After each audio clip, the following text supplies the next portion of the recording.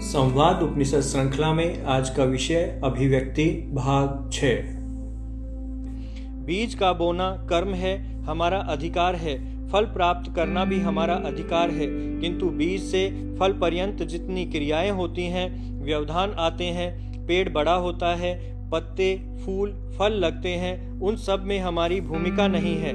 फल से पूर्व ही पेड़ उखड़ जाए, फल लगे ही नहीं, पशु पक्षी पेड़ एवं फल को नष्ट कर दें, ऐसी परिस्थितियों पर हमारा कोई नियंत्रण नहीं हो सकता।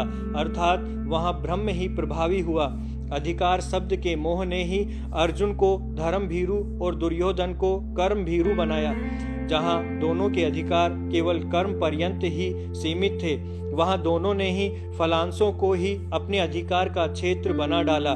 इस युद्ध में अपने स्वजन ही मारे जाएंगे, परिणामतः हमें पाप ही लगेगा। इस काल्पनिक फलांश दृष्टि ने अर्जुन को शास्त्र सिद्ध आधिकारिक कर्म से विमुख कर दिया। दुर्योधन को भी साम्राज्य सुख लिप्सा के फलांश ने अधिकार सिद्ध कर्म से परामुख कर दिया। दोनों ही फलों की आशा में आसक्त थे।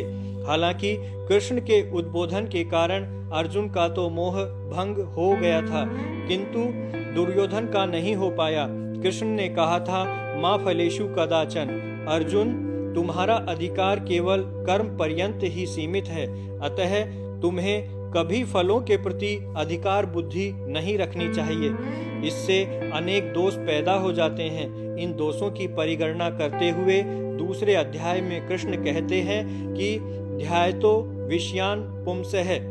जो मनुष्य कर्म के फलों की कल्पना में ही आत्म विभोर रहता है, वह कभी भी कर्म स्वरूप संपन्न नहीं कर सकता।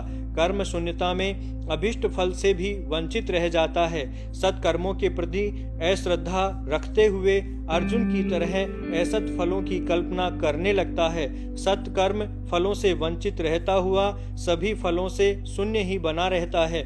यही शून्यता ऐसे व्यक्ति को प्रतिक्रियावादी बना देती है। इसका व्यक्तित्व आवेश प्रधान हो जाता है। उन कर्मों में आसक्ति उत्पन्न हो जाती है। जो व्यक्ति कर्मकाल में ही फल प्राप्ति की अधिकार शक्ति का उपयोग करने लग जाता है, उसका कर्म कभी पूर्णतः संपन्न नहीं हो पाता। जो शक्ति कर्म में लगनी चाहिए थी, वह फल की आसक्ति में बढ़ जाती है। फल की आसक्ति उसको कर्म के स्थान पर विषयों से फल के ही बांधे रखती है। इसी आसक्ति को गीता में संग कहा है। कृष्ण कहते हैं कि संगात संजायते कामः। विषयों के साक्षात्कार अथवा काल्पनिक चिंतन से विषय संस्कार उत्पन्न होते हैं। इनको वासना कहते हैं। इन वासना के संस्कारों की घनीभूत अवस्था से ही काम या कामना की रश्मियां निकलती हैं। यही फल कामना रूप प्रथम दोष है। फल में आसक्त मानव का दूसरा दोष ईर्ष्या है। अकर्मण्य के मन में ईर्ष्या जागृत हो जाती है। यदि अमूक न होता तो वह फल मुझे ही मिलता। ऐसे लोग सभी की समृद्धि के सहज शत्रु बन जाते हैं। व्यक्ति ईर्ष्या किसी की समृद्धि से न कर उसकी समृद्धि के कारणों से करे और वैसे ही कर्म में प्रवृत्त हो तो यह शुद्ध मार्ग है। कामना से क्रोध उत्पन्न होता है। ईर्ष्यालु व्यक्ति के शरीर की अग्नि में क्षोभ उठता है। ताप जनित इसी क्षोभ को आवेश या उत्तेजना कहते हैं। एक सीमा के आगे यही क्रोध बन जाती है। यही तीसरा दोष क्रोध है। क्रोध से ही सम्मोह पैदा होता है। यही क्रोध मन की स्थिरता को कंपित कर देता है। इस क्षोभ रूप उद्वेग से मन में मोह का उदय होता है। क्रोधग्रस्त आत्मा मोहग्रस्त बन जाता है। यह चौथा दोष है। भिन्न भिन्न अवसरों परिस्थितियों के अनुरूप मन में संस्कार पैदा होते रहते हैं, प्रकट होते रहते हैं। इसी को याद आना स्मृति कहते हैं। क्षोभ के कारण संस्कारों का क्रम अस्त व्यस्त हो जाता है। इस कारण स्मरण शक्ति भी सुरक्षित नहीं रहती। यही स्मृति विभ्रम दोष कहलाता है। मोहग्रस्त मानव के पतन का यह पंचम सोपान है। मन ही बुद्धि का आधार है। मन की स्थिति के उतार चढ़ाव से बुद्धि में भी उतार चढ़ाव आता है। शांत मन में बुद्धि भी शांत स्थिर स्वस्थ रहती है। जैसे शांत जल में सूर्य का प्रतिबिंब। जब एक बुद्धि नाना भाव युक्त हो जाती है तो अस्थिर जल के प्रतिबिंब की तरह एक भाव बुद्धि खंड खंड हो जाती है। यही खंडित अवस्था प्रतिबिंब का विनाश है। ऐसी ही स्थिति स्मृति भ्रंश से भी हो जाती है। पतन के इस स्वरूप को बुद्धिनाश कहा है। बुद्धिनाश से मनुष्य का नाश हो जाता है, क्योंकि बुद्धि से जब विवेक लुप्त हो जाता है तब वह निश्चित कर्तव्य पथ से युक्त नहीं हो पाती। नष्ट बुद्धि को गीता में अयुक्त कहा है। फल में अधिकार बुद्धि रखने वाला कभी कर्तव्य कर्म में जागरूक नहीं रह सकता। ऐसे फलासक्त को अयुक्तता, प्राकृतता, स्तब्धता, सठता, निकृति भाव, आलस्य, विषाद, दीर्घसूत्री आदि 8 उपलब्धियां प्राप्त होती हैं। इन 8 उपलब्धियों को गीता में एक ही श्लोक में संकलित कर श्री कृष्ण कहते हैं, अयुक्त है, प्राकृत है, स्तब्ध है, सठो, नैकृतो को अलस्य, विषादी, दीर्घसूत्री, चय कर्ता, तामस उच्यते। इस प्रकार एकमात्र फलाधिकार बुद्धि से ही मानव कर्तव्य निष्ठा से वंचित रहता हुआ नाश परंपरा को प्राप्त करता है। फलाकांक्षी व्यक्ति कर्म पर अपना अधिकार खो देता है।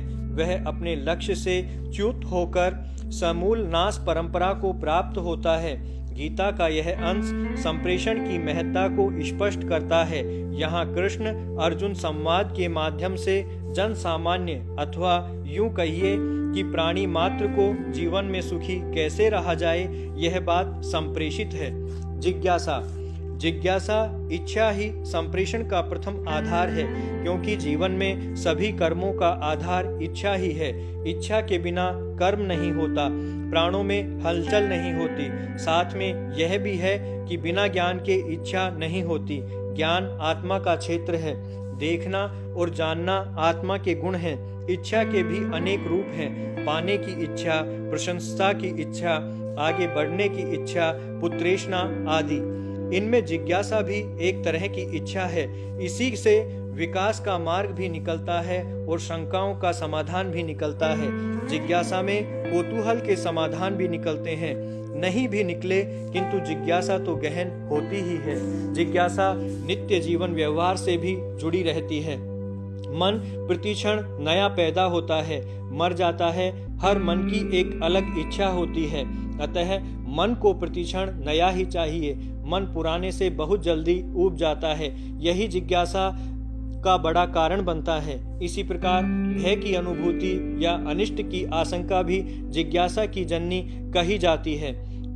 जब हनुमान ने राम और सुग्रीव की मित्रता करवाई, यह कहकर कि आप दोनों एक जैसी स्थिति से गुजर रहे हैं, दोनों के राज्य छीने हुए हैं तथा दोनों ही पत्नी के वियोग से व्याकुल हैं, इसमें राम तुम्हारी मदद करेंगे। तब सुग्रीव ने जिज्ञासा प्रकट की कि ये दुबले पतले से मानव कैसे बाली जैसे बलशाली राजा से युद्ध कर सकेंगे, उसको हराकर मेरा राज्य और पत्नी प्राप्त कर सकेंगे। अपना अनुमान सही नहीं जान पड़ता, हमें परीक्षण तो करना ही चाहिए। यह बात राम के समक्ष रखी गई। यह भी बताया गया कि सामने ताल के 7 वृक्ष लगे हैं। जो व्यक्ति इनको एक ही तीर से काट देगा वही बाली का वध कर सकेगा। राम ने ऐसा करके सुग्रीव की जिज्ञासा शांत की। आराधना में भी जिज्ञासा रहती है कि क्या भगवान तक मेरी स्तुति पहुंचती होगी, क्या वे प्रसन्न हैं, मेरी भी चिंता करते होंगे। राम से मिलने को भरत प्रयाग पहुँचे। भारद्वाज ऋषि के आश्रम में जहाँ जहाँ राम बैठे स्थान छुआ, सबको प्रणाम किया। सामने की झोपड़ी को भी देखा जहाँ राम सीता ने रात बिताई थी।